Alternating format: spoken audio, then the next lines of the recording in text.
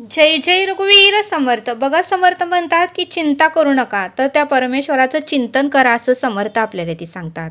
समर्थ म्हणतात की चिंता करून आपला वर्तमान काळ खराब करू नका असं समर्थ आपल्याला ते सांगतात. समर्थ म्हणतात की आपल्या वर्तमानमधील जर कर्म आपण उत्तमाचे केले तर भविष्यात येणारे दिवस आपल्यासाठी उत्तमच येणार आहेत असं समर्थ आपल्याला ते सांगतात. बघा समर्थ म्हणतात की आपण भूतकाळाचा विचार करतो. आपण भूतकाळात ज्या काही घटना आपल्या आयुष्यामध्ये घडलेल्या असतात त्या घटना त्या घटनेचा नेहमी आपण विचार करतो आणि त्यामुळे जो आपला वर्तमान काळ आहे तो त्या घटनेचा विचार करण्यातच आपला वर्तमान काळ आपण खराब करून टाकतो असं समर्थ आपल्याला ते सांगतात. म्हणून समर्थ म्हणतात की वर्तमान काळ जितका आपल्याकडून उत्तमाचं करता येईल, जितकं इतरांना सुख शांती समाधान आपल्याला देता येईल तेवढं आपल्याला देता आलं पाहिजे असं समर्थ आपल्याला ते सांगतात. बघा समर्थ म्हणतात की आपण जर पाणी पित असेल आणि काचेचा ग्लास जर आपल्या हातून जर सहजच खाली पडला आणि त्याचं जर 2-3 तुकडे झाले तर आपल्याला वाईट वाटतं की तो ग्लास कसा काय पडला, खरंच मी नीट धरला नव्हता, तो माझ्या हातून कसा सुटला आणि उगाच पडला, मी व्यवस्थित धरायला पाहिजे होतं. याचा जर विचार केला तर आहे तसा ग्लास होणार नाही असं समर्थ आपल्याला ते सांगतात. म्हणून समर्थ म्हणतात की त्या ग्लासचाच आपण विचार करत बसलो तर तो ग्लास आहे तसा बनणार नाही. तसं समर्थ म्हणतात की आपल्या भूतकाळातही आपल्या आयुष्यामध्ये अनेक घटना घडलेल्या असतात.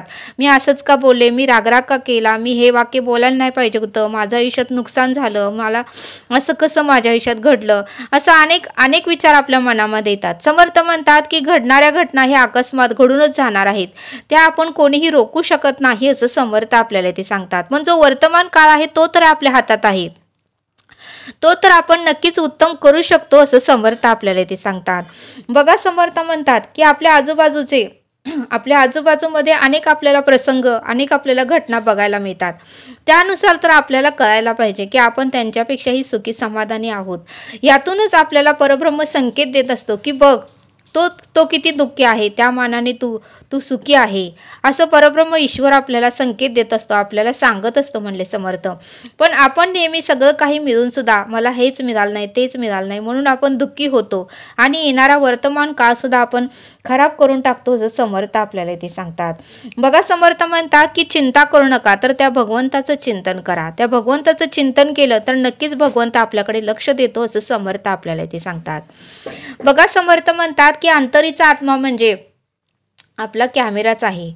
अंतरीचा आत्मा म्हणजे CCTV कॅमेराच आहे. 24 तास जो आपले कर्म बघत असतो, आपण काय करतोय, कुठे जातोय, कोणाशी कसं बोलतोय, फसवणूक करतोय का, कुणाचे पैसे किती आपण लुबाडले, हे सगळं काही अंतरीच्या आत्म्याकडे लेखाजोखा असतो. आपल्याला वाटतं की माझ्याकडे ईश्वर बघत नाही, त्याचं लक्ष नाही, पण तसं नाही म्हणले समर्थ. ज्याच्या दृष्टी खालून गेले ऐसे काहीच नाही उरले. त्या परब्रह्म ईश्वराला सगळं काही लेखाजोखा आपला त्या परब्रह्म ईश्वराकडे माहिती असतो. म्हणून समर्थ म्हणतात की आपला येणारा काळ उत्तमाचा ठेवा. बघा म्हणले समर्थ, आयुष्य आहे, भगवंताला प्रसंग चुकले नाही तर आपण तर मनुष्य आहे. संसार म्हणजे की सुखदुःख येणारच, उन्हाळे आणि पावसाळे येणारच म्हणले समर्थ. काटे आणि फुलं येतच राहणार, प्रसंग कोणालाही चुकले नाही, संत लोकांना चुकले नाही, मोठे जे सत्पुरुष होऊन गेले त्यांना चुकले नाही, परब्रह्माला चुकले नाही, तर आपण तर मनुष्य आहोत असं समर्थ आपल्याला ते सांगतात. समर्थ म्हणतात की प्रसंग हे आपल्या गेल्या जन्माच्या आपल्या कर्मानुसार प्रसंग आपल्या आयुष्यात येत असतात. म्हणून समर्थ म्हणतात की लाख मोलाचा मनुष्य जन्म मिळाला आहे, त्याचा आपल्याला सार्थक करता आलं पाहिजे. 84,999 योनी फिरून आपण मनुष्य जन्मात आलेला आहे, त्या जन्माचं आपल्याला सार्थक करून मोक्षाला जाता आलं पाहिजे असं समर्थ आपल्याला ते सांगतात.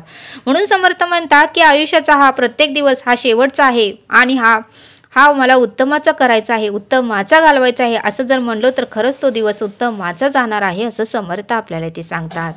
बघा समर्थ म्हणतात की मुंगीच्या पायात पैंजण असतं म्हणले समर्थ, त्या घुंगराचा आवाज सुद्धा परब्रह्मा ईश्वराकडे जातो, मग आपला अंतरीचा आवाज का नाही जाणार असं समर्थ आपल्याला ते सांगतात. बघा म्हणले समर्थ, ती मुंगी 10 वेळा साखर घेते, 10 वेळा तिच्या मुखातून ती साखर पडते, पण तरीही ती हार मानत नाही, डगमगत नाही. ती मुंगीचे साखरेचा कणा घेऊन आपल्या स्वतःच्या बिळामध्ये जातेच, आपल्या पिल्लांना ती साखरचा कण खाण्यासाठी देत असते म्हणले समर्थ. तसं म्हणले समर्थ, आपल्याकडेही परब्रह्माचं ईश्वराचं लक्ष असतं. ते वेळ काळ आल्यावर तो परब्रह्म ईश्वर आपल्याला सर्व काही देणार आहे असं समर्थ आपल्याला ते सांगतात. बघा म्हणले समर्थ, चिमणी असते, ती चिमणी इकडून तिकडून काही ना काहीतरी काट्या गोळा करते आणि घरटं बनवते. का तर तिचे पिल्लं पावसाळ्यामध्ये, उन्हाळ्यामध्ये, वादळामध्ये सुरक्षित राहावे आणि त्या पिल्लांना कोणताही त्रास होऊ नये. बघा म्हणले, घर बांधत असताना फक्त तिच्याकडे लक्ष द्यायचं. तिच्या एवढ्याशा चोचीतून ती 1000 वेळा ती खाटी खाली पडते, तर ती उचलण्याचा कंटाळा कधीही करत नाही. परब्रह्माला, ईश्वराला कधीही दोष देत नाही. कधीही ती रडत बसत नाही. ती त्या केवढ्या वेळा काठी पडेल तेवढ्या वेळा ती चोचीतून उचलते आणि आपलं घर बांधण्याची जिद्द, शक्ती, चिकाटी आणि धैर्य ती कधीही सोडत नाही असं समर्थ आपल्याला इथे सांगतात. म्हणून समर्थ म्हणतात की त्या मुंगीपासूनही आपण काहीतरी शिकलं पाहिजे, त्या चिमणीपासूनही आपण काहीतरी शिकलं पाहिजे असं समर्थ आपल्याला इथे सांगतात. बघा म्हणले समर्थ, शेतकरी असतो आणि ज्यावेळेस तो बी पेरतो त्यावेळेस मात्र तो नकारात्मक विचार करतो की बैलाचा खर्च वाया जाईल, बीचा खर्च वाया जाईल, पाऊस जर नाही पडला तर बैलगाडीचा खर्च वाया जाईल, जो कामगार मी लावला होता त्याचा पगाराचा खर्च वाया जाईल, असा नेहमी नकारात्मक विचार करतो म्हणले समर्थ. पण नकारात्मक विचार केला तर तसंच घडणार आहे म्हणले समर्थ. सकारात्मक विचार केला का, माझा परब्रह्म ईश्वर त्याने एवढी सृष्टी निर्माण केली, ज्या आरती तो सर्वांची काळजी करतोय, ज्या आरती सगळं काही विचार करून त्याने सृष्टी निर्माण केली, याच्या अर्थ पाऊस हा नक्कीच पडणार आणि पीक हे भरपूर माझ्या शेतामध्ये येणार आणि सर्व काही पीक पुरून उरणार, असा जर विचार केला तर नक्कीच त्यावर्षी भरपूर पाऊस पडेल असं समर्थ आपल्याला ते सांगतात. म्हणून समर्थ म्हणतात की प्रत्येक वेळेस आपल्याला सकारात्मक उत्तमाचा विचार करता आला पाहिजे की माझ्या आयुष्यात चांगलंच घडणार, उत्तमच घडणार, परब्रह्म ईश्वराने मला जन्माला घातले, त्या आरती माझं परब्रह्म ईश्वर चांगलंच करणार, माझ्याकडे लक्ष आहे, फक्त आपले कर्म चोख आणि उत्तमाचे पाहिजे. बघा म्हणले समर्थ, घाई गडबडीत चुकीचा निर्णय कधीही घेऊ नका. ज्यावेळेस बादलीत पाणी असतं म्हणले समर्थ, पण ते पाणी गढूळ असतं, पिण्यालायक नसतं, पण ज्यावेळेस ते पाणी शांत होतं त्यावेळेस माती खाली राहते आणि स्वच्छ काचेसारखं पाणी होतं, मग ते पिऊ वाटतं म्हणले समर्थ. तसं समर्थ म्हणतात की आपल्या आयुष्यातही असंख्य विचार आपल्या डोक्यामध्ये असतात, त्यावेळेस कोणताही निर्णय घेऊ नका.